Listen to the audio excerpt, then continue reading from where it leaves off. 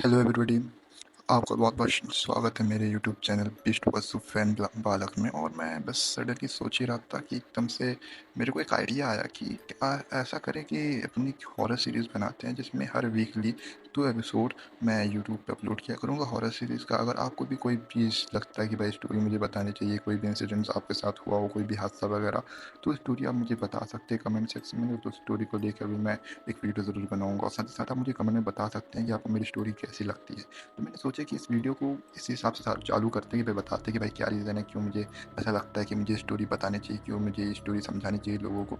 तो मैं बताना चाहूँगा कि मेरी मतलब मैंने बनाई है स्टोरी, ये बहुत छोटी की बात है कि स्टोरी है जो हॉरर है थोड़ी। और इस हॉरर स्टोरी को लेकर के मेरा ये मानना है कि स्टोरी आपको ज़रूर पसंद आएगी। चलो स्टोरी की शुरुआत करते हैं।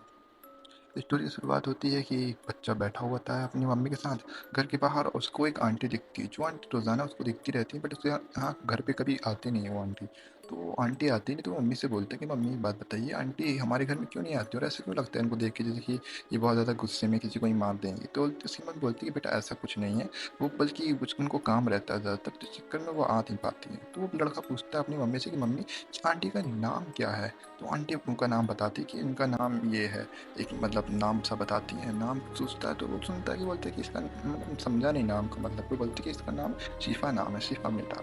तो वो लड़का बोलता है ठीक है मम्मी, शिफा नाम है। तो फिर लड़की की मम्मी बताती है कि बेटा इसकी माँ का नाम भी शिफा है, मतलब कि वो जो औरत गई है ना, जो आंटी गई है, उसकी मम्मी का नाम भी शिफा ही है, दोनों का नाम शिफा है। तो लड़का चौंक जाता है, सोचता है कि दोनों का नाम एक जैसा। तो बोलती है हाँ, एक ही नाम के दो लोग हैं और ये ऐसी लौती हैं कि जिनकी मम्मी का नाम भी सेम है और उनका भी नाम सेम है। तो लड़का हो गया। फिर थोड़ी के बाद शाम हो जाती है और शाम के टाइम अपने दोस्तों के साथ क्रिकेट वगैरह खेलने के लिए ग्राउंड में चला जाता है। वो ग्राउंड एक ऐसी जगह पे रहता है जहाँ 2 कब्रिस्तान है। एक कब्रिस्तान बंद पड़ा हुआ और दूसरा कब्रिस्तान जो है वो खुला हुआ है। दूसरा कब्रिस्तान जो खुला हुआ है वो नया वाला कब्रिस्तान है, पुराने वाले कब्रिस्तान में कोई भी नहीं जाता। वहाँ गेट को अंदर और बाहर दोनों तरफ से ताला लगाया गया है और साथ ही साथ वहाँ दीवारें खड़ी की गई हैं। वहाँ पास रात टाइम कोई भी नहीं जाता और कहा जाता है कि वहाँ पास जो कोई भी रात टाइम जाता है उसके साथ कुछ ना कुछ ऐसा हादसा होता है कि वो दोबारा आ नहीं पाता है, कुछ ना कुछ बुरा होता है। तो लड़का अपने दोस्तों के साथ खेल रहा होता है क्रिकेट वगैरह, सडनली एक चीज़ होती है कि कोई बॉल कस के फेंक देता है, वो कब्रिस्तान के सीधा अंदर चली जाती है। और लड़का तो चलो उसको तो नॉलेज ज़्यादातर थी नहीं, उसके आस-पास के लोगों को कुछ बच्चों को नॉलेज होती तो कुछ बोलने लगते कि रहने दो भाई, कोई ज़रूरत नहीं है, बॉल लेके आने के लिए दूसरी ले लेंगे। कुछ लोग बोलते हैं अरे कोई दिक्कत नहीं यार, पास में तो है, जाके लेके आते हैं। सडनली क्या होता है कि वो लड़का सोचता है अरे हो गया, रहने दो यार, इन लोग के चक्कर में क्यों पड़ना। वो लड़का जाता है और जाने के बाद वो उस लड़के को मतलब वो लड़का जो रहता है तो बॉल लेने सीधा चला जाता है। वो जाता है तो देखते हैं कि दीवार तो बड़ी ऊँची है, फिर नीचे से देखता है उसके लिए नीचे से रास्ता होता है। लेकिन सोचता है कि चलो दीवार पार करके जाते हैं।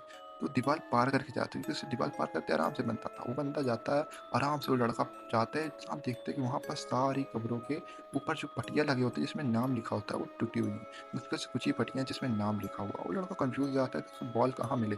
जिसको बॉल दिख ही नहीं रही होती कहीं पास भी, तो टेंशन में आ जाता है कि क्या करूँ, क्या करूँ, क्या करूँ?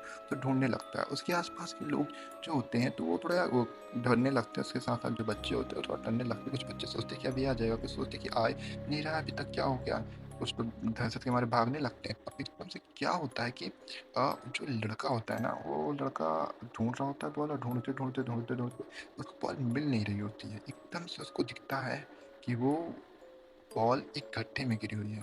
तब तक उसका दोस्त सोचता है कि मैं जाके देखता हूँ, ऐसा तो नहीं मेरा दोस्त कहीं बेहोश हो गया होगा, फिर डर गया हो, ऐसा कुछ ऐसा-वैसा। उसका दोस्त नीचे से के रास्ते से दीवार के नीचे साइड से थोड़ा छेदा होता है, तो उस रास्ते से वो जाता है। उस रास्ते से वो जब जाता है तो वहाँ पास वो देखता है कि यहाँ पास तो मेरा दोस्त दिख नहीं रहा है। और उसका दोस्त ढूँढते-ढूँढते एकदम से देखता है गड्ढे में बॉल पड़ी हुई है। गड्ढे में जैसे ही वो हाथ डालता है तो एक आदमी उसका हाथ पकड़ लेता है। भूत उसका हाथ पकड़ लेता है।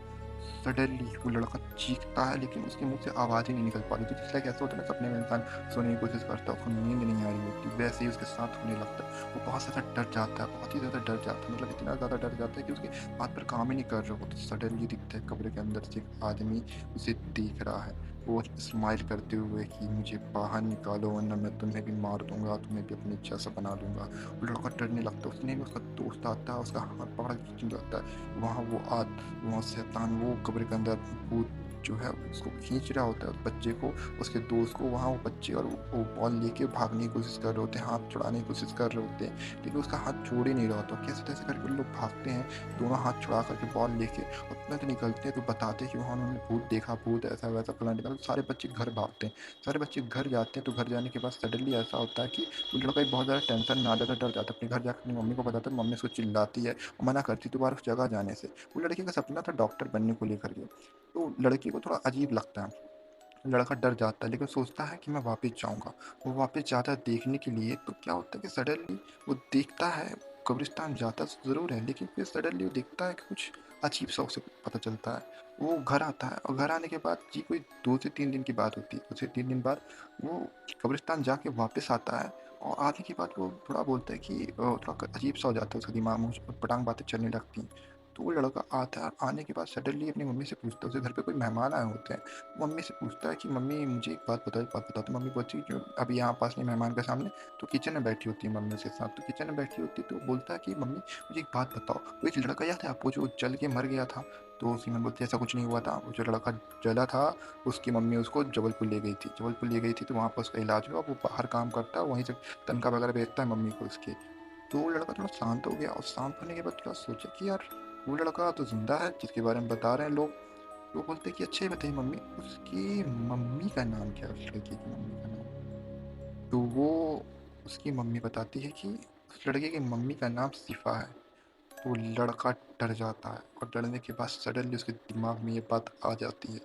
जब वो कब्रिस्तान गया था दोबारा उस जगह को देखने के लिए, तो उस जगह पे कब्र में कोई भी इंसान नहीं था, कोई भी नहीं था और उस कब्र पे नाम लिखा था शिफा। तो उसकी मम्मी बोलती है उसकी बेटा उसकी मम्मी का नाम शिफा है, वही शिफा जो हमारे घर पे आई हैं।